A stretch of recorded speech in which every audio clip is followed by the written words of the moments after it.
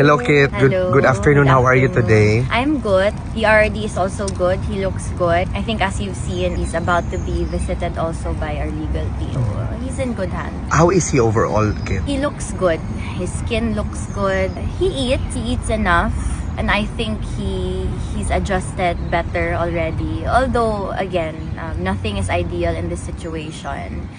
Feels a bit lonely sometimes. He did mention kanina. I think he was a bit sad while saying this, but he said, at least you won't be embarrassed of me kasi wala akong ginawang masama.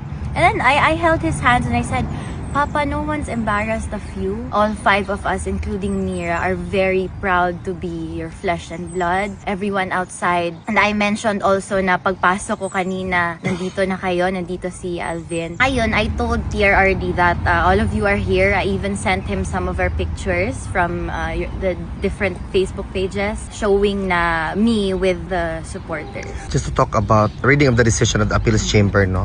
What are your lingering thoughts about the reading of that decision, which is consequential to the Filipino people supporting your father and your family? I'm just really praying, kasi at the end of the day, it's beyond our control.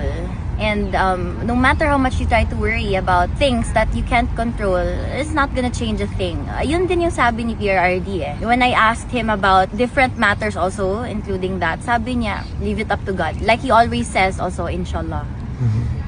As the sister of the Vice President of the Republic of the Philippines, what's your lingering thoughts or your opinion about the unstoppable attack almost in all sides sa sister mo, sa family mo, particularly the impeachment complaint hurled against her?